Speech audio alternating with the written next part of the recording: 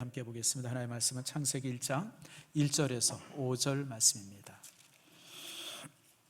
창세기 1장 1절에서 5절 말씀 우리 같이 교독하겠습니다. 태초에 하나님이 천지를 창조하시니라.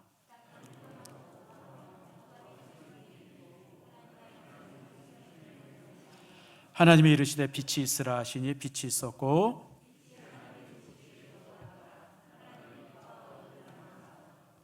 우리 같이 있습니다. 하나님이 빛을 낮이라 부르시고 어둠을 밤이라 부르시니라. 저녁이 되고 아침이 되니 이는 첫째 날이니라. 아멘. 기도하겠습니다. 하나님 감사합니다. 주께서 우리를 사랑하셔서 오늘 이처럼 귀하게 이제 하나님 앞에 말씀을 듣고 또 이제 이렇게 세례식과 또 이제 여러 좋은 소식들 성도들에게 전하게 돼서 감사합니다. 하나님, 올해는 우리가 더욱 말씀에 가까이 하고 말씀의 사람 되게 하시고 말씀 안에서 영광을 돌리는 우리들의 모습들 되게 주시옵소서. 하늘의 영광이 우리 안에 가득 임해서 말씀이 우리의 가슴에 새겨지게 하시고 그 들은 말씀 가지고 평생 사는데 부족함 없게 하시며, 특별히 오늘은 2022년 첫날 첫 예배이오니 오늘 주어진 말씀 가지고 우리가 한 해를 정말 힘있게 살아갈 수 있도록 축복해 주시옵소서. 예수님의 이름으로 기도드립니다. 아멘. 오늘부터 이제 여러분들이 창세기를 다시 읽기 시작합니다. 축하드립니다. 성경을 읽으면서 성경에 가장 위대한 말씀이 있다고 그러면 그게 창세기 1장 1절입니다. 한번 따라합시다. 태초에 하나님이 천지를 창조하시니라. 이 네 단어만큼, 딱 네 단어인데 이 네 단어만큼 위대한 말씀이 성경에 없습니다. 왜 위대하냐면 이 말씀은 하나님의 창조에 대한 선포이고 또 하나님의 창조에 대한 고백이고 또 하나님의 창조에 대한 찬양입니다. 그래서 이제 이 말씀이 참 이렇게 위대한 말씀임을 여러분 기억하시길 바랍니다. 사실 오늘 여러분들에게 제가 이제 노트북이 이렇게 가져놨는데 이게 활성이 안 돼가지고 좀 못 보여드리는데, 사실 제가 여러분들에게 준비한 게 뭐냐면 그 베토벤의 그 이제 교향곡 9번 중에 4악장 합창을 여러분에게 보여드리려고 어제 다운로드를 받았는데 이게 뭔가 좀 이렇게 여기 얽혀가지고 이게 활성이 안 돼요. 미안합니다. 근데 여러분 숙제 하나 드립니다. 오늘 집에 가시면 유튜브를 통해서 베토벤의 교향곡 중에 9번 합창 중에 4악장을 꼭 들으세요. 그 4악장이 뭐냐면 하나님의 영광, 창조의 영광을 찬양하는 찬양입니다. 원래 베토벤은 이제 여러분 잘 아는 것처럼 이제 젊었을 때 귀가 멀기 시작했어요. 20대에. 그래서 베토벤이, 제가 한번 여러분에게 그 설교 중에 얘기를 했던 것 같은데, 자살하려고 유서를 썼습니다. 그 유서를 썼는데 그 유서를 쓰고 이제 자살을 준비하다가 저가 이제 그리스도를 만납니다. 그리고 그 그리스도를 만나면서 저가 이제 오라토리오를 하나 쓰게 되는데 그게 그 유명한 감람산 위의 그리스도입니다. 아마 아시는 분도 있고 모르시는 분도 있어요. 원래 세계의 4대 오라토리오 그러면 첫 번째는 이제 핸델의 메시아를 꼽고, 두 번째는 이제 하이든의 천지창조를 꼽죠. 그리고 세 번째가 이제 맨델스 존이 쓴 엘리야라고 하는 오라토리오가 있습니다. 사실 이게 맨델슨이 쓴 오라토리오 맨델스 존은요, 이게 의미가 있는 게 세 사람 다 천주교인입니다. 로마 캐톨릭인데 맨델스 존은 개신교인입니다. 개신교인으로서 사실 음악가가 흔치 않은데 그 중에 하나가 이제 맨델스 존이고요. 그가 쓴 게 이제 엘리야입니다. 그리고 나서 이제 이 베토벤이 감람산 위의 그리스도라고 하는 오라토리오를 쓰죠. 그러면서 이제 베토벤이 자신의 그것을 극복을 해요. 그리고 나서 이제 이렇게 교향곡을 작곡하는데, 원래는 이제 베토벤이 쉴러의 시를 20대에 읽고 나서 그 시를 가지고 내가 음악을 작곡해야겠다 결심하고 나서 30년이 지난 후에 55살에 이제 이 합창을 이제 작곡을 합니다. 그리고 이제 이 9번이죠. 그래서 사실은 그 일 때문에 그 이후에 모든 음악가들이 교향곡을 작곡할 때 9개 이상은 작곡하지 않는다 그래요. 물론 그 이전에 하이든 같은 사람은 100개가 넘게 작곡했다고 그러죠. 104개라는 말도 있고 107개라는 말도 있는데, 그 이전에는 사람들이 교향곡을 많이 작곡했는데 베토벤 이후부터는 베토벤을 존중하면서 9번까지 9개 이상은 작곡하지 않는다고 하는 그런 얘기가 있어요. 그리고 이 곡이 너무 유명하기 때문에, 그리고 인류가 가진 교향곡 중에서 최고의 곡이기 때문에 거기에 걸맞는 지위가 있어요. 30년 전에 여러분 CD라는 게 만들어졌잖아요. CD 동그랗게. 요즘은 이거 안 쓰죠. 그 이제 광판이라고 그러죠. CD. 근데 그 CD의 용량의 기준이 뭐냐면 카라얀이 지휘했던 그 베를린 필 오케스트라가 지휘했던 그 이 합창, 거기에 딱 맞춰서 CD가 이 규격이 만들어집니다. 그러니까 그 정도로 존중받고 그리고 이제 사랑받는 곡이 이제 9번 합창이죠. 여기에 보면 이제 막 이 한 5분 정도 막 연주되다가 잘 연주되다가 갑자기 한 6분 가까이 와가지고 막 복잡해져요. 일종의 혼돈의 상태가 와요.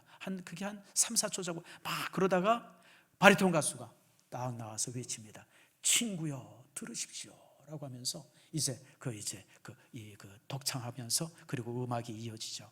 그게 바로 이제 하나님의 창조를 찬양하는 찬양이에요. 그래서 그 곡의 이름을 환희의 송가라고 부릅니다. 환희의 송가. 하나님이 창조하시고 하나님이 다스리고 하나님께서 함께 하시는 이 우주 삼라만상이 얼마나 아름다운가, 이것을 이제 고백하게 되어지죠.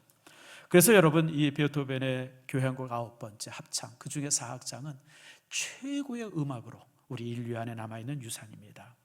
제가 왜 이렇게 장황하게 이 부분을 길게 얘기하냐면 창세기 1장 1절 말씀, 이것이 우리 신앙의 고백에 있어서 가장 근원적인 고백이고 최고의 고백이기 때문에 그래요. 하나님이 천지를 창조하셨다고 하는 이 사실을 믿으면 성경 66권 전체가 그대로 믿어집니다. 근데 이 한 구절이 믿어지지 않으면 성경은 그 어떤 구절도 믿어지지 않습니다. 그래서 사실 창세기 1장 1절은 성경의 열쇠입니다. 열쇠, 신앙의 열쇠입니다. 딱 열고 들어가면 성경 전체가 믿어지고, 딱 열고 들어가면 그리스도의 십자가가 믿어지고, 열고 들어가면 하나님의 그 모든 것들이 다 함께 믿어집니다. 그래서 창세기 1장 1절은 이런 면에 있어서 우리에게 이처럼 참 소중한 그런 말씀이다라고 하는 거 여러분 기억하시길 바랍니다. 우리는 이 1절 말씀을 통해서 온 우주가 하나님에 의해서 만들어졌다고 하는 것이 믿어지고요, 그뿐만 아니라 우리가 가지고 있는 우리 주변의 모든 것들, 그리고 우리의 생명 또한 하나님의 위대한 창조라고 하는 사실을 우리가 이제 믿게 되어집니다. 그런데 이제 이것을 반대하고 또 그러는 이제 새로운 이론들이 19세기에 만들어지죠. 그게 바로 다윈에 의한 진화론입니다. 진화론은 다른 게 아니에요. 우리는 여러분, 창조론은요, 하나님께서 세상을 만드실 때 목적이 있었다는 거예요. 만드시는 목적이 있어요. 그것이 하나님 앞에 영광을 돌리고 또 하나님에 의해서 창조되었다고 하는 그 놀라움이 선포되어지는 게 창조론이에요. 근데 진화론은 뭐냐면 세상에 있는 모든 삼라만상은 우연의 결과라는 거예요. 우연의 결과. 우연의 결과. 다시 말하면 자연의 모든 산들, 바다들, 강들, 이게 다 우연히 만들어진 거예요. 그리고 우리 생명체들, 뭐 곤충이라든지 식물이라든지 우리 인간조차도 우연에 의해서 창조되어졌다고 하는 거예요. 그러니까 모든 것이 우연이기 때문에, 그리고 그냥 어쩌다가 만들어졌기 때문에 거기에 대한 존중함이나 사랑함이 없어요. 그 한문으로 런따뚜어라는 말이 있어요. 런은 뭐냐면 인간이라고 할 때 사람 인자를 갖다 중국말로 런 그럽니다. 크다 그럴 때 따자를 써요. 클 때자죠. 그 다음에 이제 많다 그럴 때는 두어, 런따뚜어 이런 말이 있어요. 이게 뭐냐면 사람이 많다 그런 뜻이에요. 사람이 많다. 그래서 중국 사람들은요, 뭐 이렇게 사람의 생명들을 아주 우습게 봅니다. 아마 여러분들 역사 좋아하시는 분들 알 거예요. 진나라 시대에 백기라고 하는 장군이 있었어요. 사실 중국의 최고의 장군인데 우리가 백기 잘 몰라요. 근데 이 사람이 그렇게 대단한 장군인데도 불구하고 사람들한테 이렇게 존중받지 못하는 이유가 포로로 붙잡힌 40만을 생매장해서 죽입니다. 몇 명이요? 40명이 아니고 40만. 그래서 백기는 사실은 중국의 최고의 장군인데도 불구하고 사람한테 존중을 못 받습니다. 그래요. 그 다음에 또 황후도 그랬죠. 자신한테 이렇게 항복했던 진나라 군사 20만을 그냥 생매장해서 죽입니다. 근데 이런 역사가요, 이게 근대 들어서서 이게 공산주의가 들어서면서부터는 이게 더 무서워져요. 여러분 문화혁명 때 한 50년 지났죠. 문화혁명 때 모태동의 문화혁명 당시에 죽은 사람의 숫자가 3천만이 넘는다고 그러죠. 근데 정확한 숫자를 지금 몰라요. 서로 얘기를 안 합니다. 왜냐하면 공산당들의 최고의 실책이 문화혁명이기 때문에 그건 누구도 밝혀내지를 못해요. 아마 이 공산당이 무너지고 새로운 정권이 들어서면 그때 얼마 죽었는지가 밝혀질 거예요. 근데 대략적으로 서구 세계에서는 한 3천만 전후가 죽었을 것이다 라고 얘기를 해요. 30년 전에 여러분 잘 아는 것처럼 천안문 사태가 있었어요. 그때 화국봉인가 하는 사람이 죽었죠. 죽으면서 이제 막 민주화를 외치는 청년들 이런 사람들이 천안문에 그냥 막 거기 가서 데모를 했어요. 그때 이제 탱크들이 동원이 돼가지고 탱크로 밟아 죽인 사람들의 숫자가 거의 10,000명에 가깝다 그래요. 근데 지금 10,000명은 좀 조금 너무한 것 같고 한 몇천 명은 죽었을 것 같아요. 그냥 그렇게 죽였어요. 그러니까 생명에 대한 존엄이 요만큼도 없어요. 왜냐하면 런따두어기 때문에 사람이 많아요. 그리고 사람은 우연의 산물이기 때문에 그냥 목적을 위해서 그냥 쓰여지는 도구일 뿐이지 생명 하나하나에 대한 존중감은 전혀 없어요. 이게 진화론의 결과들이에요. 여러분 스탈린 같은 사람 보세요. 스탈린 같은 사람도요, 자기 정권을 위해서 수천만을 죽입니다. 공산주의가 그래요. 히틀러도 여러분 이 진화론의 어떤 그 맹신자 중에 하나였었어요. 그러니까 히틀러가 뭐라고 그러냐면, 진화론에 의하면 저 유대인들은 그 인류 안에서 가장 찌꺼기 같은 퇴화되는 종족이기 때문에 저건 없애야 된다. 그래서 여러분 그 진화론에 입각해가지고 히틀러가 유대인들을 600만을 학살합니다. 생명에 대한 존엄. 그래서 여러분 진화론이라고 하는 것은 단순히 어떤 학문의 문제가 아니라 그 진화론의 사상이 지금 이 시대를 지배해요. 그리고 그 지배된 독소로 인해서 사람들이 환경을, 여러분 보세요. 지금 수억 년간 지켜오던 이 자연의 이런 그 모습들이 인류의 문명이 시작되어지면서 진화론이 시작되어지면서 여러분 그 200년 사이에 모든 생물들의 절반 이상이 여러분 멸종했습니다. 지금 멸종한 생물들이 자연이 얼마나 많이 파괴되고 있어요. 그런데 그런 멸종과 파괴의 저변에 흐르는 이 철학이 뭐냐면 진화론이에요. 지금 우리나라도요 심각합니다. 이 진화론적 사고가요 이 사회를 지배하고 있어요. 그래서 여러분 사람에 대해서, 여러분 저는 이 자살하는 사람들도 이렇게 보면서 참 안타까운 게 그런 거예요. 내 생명이 하나님에 의해서 창조된 존재라고 할 때, 그리고 다른 사람들의 생명, 그리고 이 땅에 있는 모든 생물체들 모두가 정말 하나님에서 창조된 고귀한 존재라고 생각할 때 우리가 함부로 못하죠. 근데 여러분 우연히 태어난 생명이기 때문에 그냥 버리는 거예요. 그냥. 그래서 사실은 이 진화론이라고 하는 것이 인간에게 이처럼 엄청난 해악을 끼치는 철학이 되었다고 하는 거 여러분 기억하세요. 우린 내 생명이 하나님에 의해서 창조된 소중한 존재라고 생각할 때에 우리는 정말 최선을 다해서 아름답게 살려고 했습니다. 여러분 생명 중에 모자란 존재는 하나도 없습니다. 제가 이 얘기를 할 때 가끔가다 개를 여러분들한테 예를 들어요. 개들끼리 모여서 산다 그러면 거기서는 최고 멋있는 거가 어떤 개일까요? 불독이나 핏불 이런 걸 거예요. 싸움 잘하니까. 핏불이 그렇게 아주 싸움 잘하잖아요. 도사견 같은 거. 이런 게 그냥 개 세계에서는 그냥 아주 왕초일 거예요. 제일 모자란 개가 어떤 개일까요? 치어와 같은 거. 한 입거리도 안 되잖아요. 근데 사람은 뭘 제일 이뻐해요? 핏불 이뻐가지고 막 이런 사람 봤어요? 도사견 이뻐가지고 목 매달린 사람 봤어요? 없어요, 여러분들. 사람은 뭐 이뻐해요? 개 같지도 않은 개, 요만한 개들, 조그만 개들, 그런 거 이뻐하죠. 나는 하나님께서 그러실 것 같아요. 하나님께서 우리 인류를 내려다볼 때, 여기서는 여러분 제가 목사니까 제일 폼나 보이고 높아 보이지만, 그러나 하나님께서는 여러분들 중에서 제일 연약하고 부족한 사람을 가장 이뻐할 거예요. 아멘 하십니까? 여러분 인생 중에는, 우리 생명 중에는 모자라고 부족하고 사람들한테 무시당할 생명은 하나도 없어요. 여러분 모든 존재가 값지고 고귀해요. 왜냐하면 하나님이 만드셨기 때문에 그래요. 혹시 여러분 피카소의 미술 중에 작품 중에서 황소라고 하는 작품 아세요? 황소 아마 모르실 거예요. 그게 뭐냐면 피카소가 어느 날 이제 산보를 하다가 길에 버려진 자전거를 하나 봤어요. 버려진 자전거 지금 갖다 주면 한 10,000원 줘요? 아무튼 이제 못 써서 버려졌어요. 버려졌는데 그 피카소가 그걸 보다가 그 자전거에 핸들을 이제 이렇게 띄었어요. 핸들을 띄워가지고 집에 와서 자기 캠퍼스에서 못을 딱 박았어요. 그리고서 제목을 붙였어요. 황소. 얼마짜리일까요? 네, 최하 100억이에요. 길에서 널려 있을 때는 정말 돈 10원도 안 되는 것들인데 피카소가 가지고 못을 받고 이름을 붙이니까 그게 100억이 넘어요. 100억이 넘어. 아마 100억도 훨씬 더 될 거예요. 피카소 작품 중에서 아주 최고의 작품 중에 하나예요.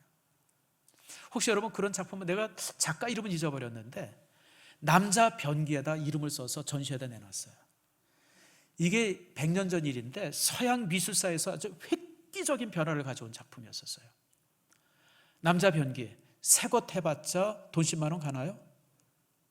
근데 그거 갖다가 그 사람이 자기 사인을 딱 해놓고 딱 전시하니까요, 지금 그거는 돈으로 환산할 수 없는 가격이 돼버렸어요. 버려진 변기가. 우리 인생도 똑같습니다. 우연하게 창조되어지고 우연하게 세상에 살게 되어지고 우연하게 이 땅에 왔다 그러면 정말 존재 가치가 10원도 없어요. 근데 여러분, 한 생명이 하나님에 의해서 창조되고 보내졌다고 그러면 그 가치는 세상의 그 어떤 것으로도 표현할 수 없어요. 그래서 하나님께서 한 영혼을 무엇보다 위대하다 그랬어요? 전 우주보다 위대하다 그랬어요. 이 우주보다도 위대한 것이 한 사람 한 사람의 생명의 가치라고 예수님께서 선언합니다. 여러분이 사는 동안 창조적 신앙을 가지면, 창조적 신앙을 가졌다 그러니까 어떤 사람은 뭐 막 만들고 무슨 뭐 그게 아니에요. 여러분, 그건 창조적 신앙 아니에요. 물론 그것도 창조적 신앙이죠. 하나님의 창조에. 그런데 창조적 신앙의 가장 첫 번째 것은 따라합니다. 생명은 소중하다. 그거예요. 무시당할 생명은 이 땅에 그 하나도 존재하지 않는다. 이게 창조적 신앙의 제일 첫 번째 주제입니다. 여러분, 혹시 여러분 주변에 여러분보다 모자르거나 못 가졌거나 또 여러분들도 못한 사람이 있어도 한없이 사랑하세요. 하나님 앞에는 위대한 존재예요. 이게 창조적 신앙의 첫 번째입니다. 창조적 신앙의 두 번째는 2절 말씀 봅시다. 자, 2절 한번 같이 읽을까요? 시작. 땅이 혼돈하고 공허하며 흑암이 깊음 위에 있고 하나님의 영은 수면 위에 운행하시니라. 이게 무슨 얘기냐면, 창조 전에 세상은 어떤 모습이냐면 뒤죽박죽에 뒤죽박죽. 그 속에 하나도 질서도 없고 완전히 그냥 뒤죽박죽이 되어지고 흑암이 있고 혼돈하고 공허하고 그런 게 세상이에요. 그런 게 그 창조 전의 모습이었어요. 그런데 그 창조의 모습, 그 혼돈의 모습 앞에 카오스죠. 카오스 상태를 향해서 하나님께서 외칩니다. 빛이 있으라. 그래서 질서가 만들어집니다. 여러분, 창조의 신앙을 갖는다고 하면서 두 번째가 뭐냐면 질서를 갖는 겁니다. 하나님께서 온 우주를 만드시고 우주의 질서를 부여하십니다. 태양을 만드시고, 그리고 만드실 뿐 아니라 빛을 만드실 뿐 아니라, 여러분, 그 빛을 만들면서 빛이 있는 곳에는 여러분 뭐라 그래요? 빛이 있는 곳을 뭐라 그럽니까? 낮이라고 칭하고, 빛이 사라진 곳을 뭐라 그래요? 어둠이라고 칭했다. 여러분, 질서를 부여한 거예요. 빛이 있음과 없음, 이런 부분들 속에 질서를 만드셨어요. 뿐만 아니라 하나님께서 우리 인간을 만드신 이후에 인간에게도 질서를 주셨어요. 그래서 여러분, 우리가 보면 이 우주 안에는 크게 두 가지 질서가 공존합니다. 하나는 자연의 질서, 우주의 질서고요. 또 하나는 우리 인간들이 사는 이 삶의 질서입니다. 삶의 질서가 바로 십계명입니다. 여러분, 네 부모를 공경하라, 도덕질하지 말라, 살인하지 말라, 간음하지 말라, 거짓 증거하지 말아라, 이런 모든 것들이 삶의 질서예요. 여러분, 우리가 질서를 지키고 살면 삶은 행복합니다. 여러분, 우리가 자동차 타고 이제 여러분 차 가지고 아침에 오셨잖아요. 왜 신호 지켜요? 왜 신호 지켜요? 왜 신호 지켜? 왜? 신호를 지켜야 살아요.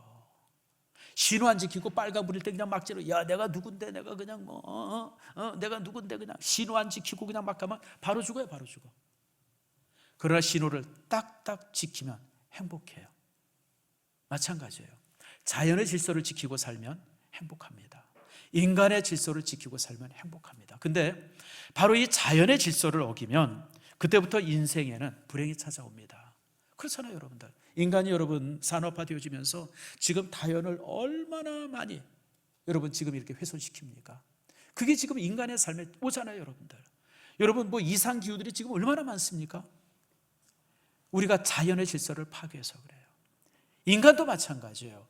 우리가 하나님께서 우리에게 부여하신 인간의 질서를 지키면서 살면 여러분 세상은 너무너무 행복해져요. 근데 우리가 이걸 파괴해요. 남녀간의 질서도 파괴하고 가정의 질서도 파괴하고 그냥 무슨 어떤 그 사회 질서들, 이런 질서들을 막 파괴하니까 거기서부터 인생의 불행이 찾아오는 겁니다. 그래서 여러분 이게 우리가 질서를 지킨다고 하는 것이 바로 창조의 신앙입니다. 창조적인 신앙을 가진 사람들은 질서에 순종합니다. 세 번째로는 3절 말씀 봅시다. 3절 같이 한번 읽읍시다. 시작. 하나님이 이르시되 빛이 있으라 하시니 빛이 있었고 여기 이르시되 말씀이죠. 여러분, 가장 큰 힘이 뭔지 아세요? 뭐 이런저런 힘들이 많죠. 세상에 무슨 뭐 물리학에서는 뭐 4가지 힘들을 얘기해요. 뭐 강력, 양력, 또 중력, 또 하나 뭐죠? 뭐 아무튼 그 4가지 힘이, 그래서 뭐 그걸 통합시키는 그 뭐 통일장 이론이라고 그러죠. 그 아인슈타인이 그 4가지 힘을 이렇게 그 합하려고 평생을 소모했는데 결국 합하지 못했어요. 전기력 뭐 이래가지고 한 4가지 힘이 있다, 물리학에서 그런 얘기를 해요. 또 우리가 일상 삶을 통해서 또 이런 어떤 그 이제 힘들을 보죠. 어떤 무력들, 또 어떤 정치의 힘들, 권력의 힘들 우리가 봐요. 근데 여러분, 가장 큰 힘이 뭐냐면 언어의 힘입니다. 말씀의 힘입니다. 하나님께서 세상을 뭘로 창조하세요? 말씀으로 창조하잖아요. 요한복음 1장 1절에 뭐라고 그럽니까? 태초에 말씀이 계시니라. 그 말씀은 하나님이시고 그 말씀은 하나님과 함께 했다고 그러잖아요. 말씀이, 언어가 힘이에요, 여러분들. 우리가 언어 그러면 이 물리학적으로 언어는 그냥 음파예요, 음파. 근데 언어는 음파가 아니에요, 여러분들. 말은요, 그 사람의 생명이고 그 사람의 인격입니다. 여러분, 성공한 사람에게는 성공한 사람의 언어들이 있어요. 다릅니다, 언어가. 여러분, 성공한 사람들 보세요. 기업이라든지 이런 걸 위해서 성공한 사람들 가만히 보세요. 언어가 달라요. 쓰는 단어가 달라요. 문장이 다릅니다. 아마 그건 여러분들 느낄 거예요. 실패한 사람들의 언어가 있어요. 언어를 보면, 그 사람들이 사용하는 언어를 보면 저 사람이 어떤 사람인가라고 하는 걸 우리는 금방 알아요. 여러분, 이거는 저의 말이 아니라 하나님의 말씀입니다. 여러분, 잠언 18장 21절에 이렇게 말합니다. 자, 한번 말씀을 볼까요? 한번 같이 읽읍시다. 시작. 죽고 사는 것이 혀의 권세에 달렸나니 혀를 쓰기 좋아하는 자는 그 열매를 먹으리라. 죽고 사는 것이 뭐의 권세에 달렸어요? 혀의 권세. 우리 말의 권세에 달렸대요. 말의 권세. 한 3년 전에 나온 책인데 혹시 읽은 사람 있을 거예요. 타이탄의 무기라고 하는 책이 있어요. 아주 재미난 책입니다. 지금도 아마 서점에 있을 거예요. 한번 읽어보세요.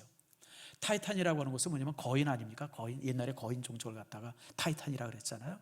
타이탄의 무기, 그러면 거인들이 쓰는 무기가 있다는 거예요. 그게 뭐냐면 세상 안에서 성공한 사람들이 타이탄들인데 그 사람들은 자기들만의 무기가 있다는 거예요. 자기들만의. 다른 사람들이 갖지 않은 무게. 그래서 저도 이제 그걸 살펴봤어요. 보니까 뭐 어떤 사람은 뭐 그러니까 무슨 뭐 이렇게 지금 성공한 사람들 많잖아요. 그런 사람 무슨 뭐 습관이 달랐다, 무슨 어떤 습관이 있다, 뭐 책 읽기를 좋아하다, 뭐 이런 여러 가지 있어요. 근데 공통적인 게 하나 있어요. 언어가 다르다는 거예요. 언어가. 말이 다르다는 거예요. 그런 사람들. 누구 비난하고 비판하고 지적하고 이런 언어들이 아니라 사람들에게 용기를 주고 힘을 주고 살려주고 막 북돋도와주고 언어들이 그렇다는 거예요. 그런 사람들 주변에 좋은 사람들이 모이고 그런 좋은 사람들로 인해서 결국 그 사람이 인생이 성공한다는 거예요. 여러분, 오늘 본문의 말씀 보세요. 하나님께서 이르시되 빛이 있으라 그랬어요. 빛이 있으라. 이게 얼마나 놀라운 일이에요. 근데 우리 언어가 빛을 사라지게 하고 빛을 흐리게 하고 빛을 꺼지게 하고 이런 언어의 습관들이 많아요. 그런 언어의 습관들은 결국 자신을 그렇게 만들어요. 우리 언어는 긍정적이어야 돼요. 사람들에게 용기를 줘야 돼요. 말은 힘이 있기 때문에 그래요. 여러분, 제가 한 1년 전에 여러분 기도에 대해서 설교하다가 여러분들에게 주었던 말씀이 있습니다. 민수기 14장 28절이에요. 자, 한번 다시 볼까요? 민수기 14장 28절 말씀 같이 읽습니다. 그들에게 이르기를 여호와의 말씀에 나의 삶을 가리켜 맹세하노라. 자, 이제 중요한 게 요거예요. 자, 요거 같이 읽읍시다. 시작. 너희 말이 내 귀에 들린 대로 내가 너희에게 행하리라. 무서운 말씀이에요. 내가 말한 대로 하나님께서 이루시겠다는 거예요. 내가 죽겠다 그러면 여러분 죽여요. 내가 살겠다 그러면 사는 거예요, 여러분들. 이게 얼마나, 여러분, 의사들이 그런 얘기를 하시더라고요. 어떤 병에 걸린 사람들, 불치병에 걸린 사람들, 어떤 병에 걸리더라도 살고자 하는 의지가 강하고 그것을 말하는 사람들은 결국 산대요. 결국 그래서 여러분, 입의 말이 나를 만들어요. 여러분, 오늘부터 여러분의 언어가, 그리고 올 한 해부터 여러분의 언어가 살리는 언어, 힘주는 언어, 건강한 언어, 정말 하나님의 영광을 드러내는 언어들이 여러분의 언어가 되어지기를 축복합니다. 사람을 기죽게 하는 언어 쓰지 마세요. 사람을 비판하는 언어 쓰지 마시고요. 사람을 힘들게 하는 쓰지 마세요. 여러분들, 언어는 힘이에요. 언어의 집이라고 얘기하잖아요. 언어는 우리 삶의 집입니다. 내가 언어로, 내가 뭐라고 얘기하는가가 곧 나예요. 여러분, 사람들을 세워주고 북도 도와주고 용기 주고, 하나님께서 빛이 있으라 말씀하신 것처럼 여러분의 언어들이 순간순간 상황 속에서 빛처럼 드러나기를 축복합니다. 언어의 힘이죠. 마지막으로 하나 더 보는 것은, 우리가 하나님의 형상대로 창조되었잖아요. 그래서 우리는 하나님을 닮아가야 돼요. 모든 동물들은 그 종류대로라고 그랬어요. 여러분, 새는 그냥 새 종류대로 커가는 거예요. 동물은 동물의 종류대로 커가요. 그 종류대로 하나님께서 창조하시면서 모든 창조물들은 자기 종족, 자기 종류대로 가라 그랬어요. 근데 인간만큼은 하나님께서 자신의 형상대로, 다시 말하면 하나님을 닮도록 창조했어요. 우리의 삶은 하나님을 닮아가는 것이 우리의 삶의 이제 목표가 되어야 합니다. 사랑하는 성도 여러분, 그러기 위해서는 우리가 하나님을 바라봐야 돼요. 여러분, 우리가 매일마다 3장의 성경을 읽잖아요. 왜 읽어요? 이 말씀 3장을 읽으면서 우리는 그만큼 하나님을 닮아가기 때문에 그래요. 여러분, 그 부부가요, 서로 사랑하면 똑같아집니다. 아시죠? 자녀들도요, 사랑하면 똑같아집니다. 어떤 분이 그래요. 아이고 목사님, 우리 부부는 너무 달라요. 왜 그런지 아세요? 서로 안 사랑해서 그래요. 여러분들, 사랑하면요, 표정도 닮고요, 웃는 모습 닮고요, 생각도 닮고요, 다 닮아가요. 사람들도 서로 사랑하면 닮는 것처럼 우리가 말씀을 통해서 하나님을 바라보면 우리가 하나님을 닮게 돼 있어요. 닮는다. 자, 여러분, 그리고 하나님께서, 자, 그 다음에 봅시다. 4절 말씀 결론입니다. 같이 읽습니다. 시작. 빛이 하나님 보시기에 좋았더라. 하나님이 빛과 어둠을 나누시되, 따라합시다. 보시기에 좋았더라. 보시기에 좋았더라. 여러분, 보암직도예요. 보기 좋은 것이 맛도 좋다고 그러잖아요. 나는 이 말씀이 참 우리 인생의 목표가 되어야 되겠다 생각을 해요. 뭐냐면, 우리 삶이 하나님 보시기에 좋아야 돼요. 아멘 하십니까? 하나님께서 이렇게 보시는데, 정병가비를 이렇게 하나님께서 지금 보시는데, 저놈이 설교를 잘하나 보자 이렇게 보시는데 설교를 곧잘 해요. 하나님 마음이 흐뭇할 거 아니에요. 이게 보시기 좋은 거예요. 보시기 좋은 거예요. 오늘 홍세현 성도님이 세례 받았잖아요. 하나님이다 보시니까 너무너무 보기가 좋아. 보시기 좋은 거예요. 여러분, 인생은 하나님 보기에 좋아야 돼요. 아멘 하십니까? 여러분, 내가 날 봐서 나 보기에 좋으면, 여러분, 이거는 실패한 인생이에요. 여러분, 아무리 가진들 뭐 하겠어요, 여러분들.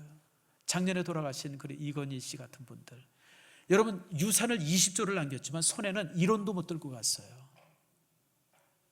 제가 여러분 한 3주 전에 설교할 때 여러분에게 말씀드렸는데, 유산이 뭐예요? 진짜 유산이 뭐예요? 다른 사람들 마음에 남겨진 기억이 유산이에요. 내가 신성교회 성도들의 마음속에 나에 대한 기억을 남겨주면 그게 내가 신성교회에 남긴 유산이에요. 여러분들, 우리 어르신들이 자녀들 속에, 손주들 속에, 내 이웃 속에 어떤 기억을 남겨주었는가, 그게 그 사람이 남긴 유산이에요. 여러분들, 여러분, 주변 사람들에게 여러분 무엇을 남겨주고 있습니까? 어떤 유산을 남겼어요? 그것이 가치가 있어야 돼요. 그게 성공한 인생이죠. 하나님 보시기에 좋았더라. 나는 이 말씀이 참 우리가 올 한 해 살아야 할 삶의 목적이 되어야 돼요. 여러분들이 매 순간순간 여러분의 판단과 여러분의 무슨 결정과 또 여러분이 하는 이런 수없이 많은 일들이 하나님 보시기에 항상 좋기를 축복합니다. 하나님을 흐뭇하게 하기를 축복합니다. 하나님께서 자신의 창조물을 바라보고 흐뭇하셨던 것처럼 하나님께서 여러분을 바라보고 흐뭇해하는 그런 축복이 여러분의 삶 속에 있기를 축복합니다.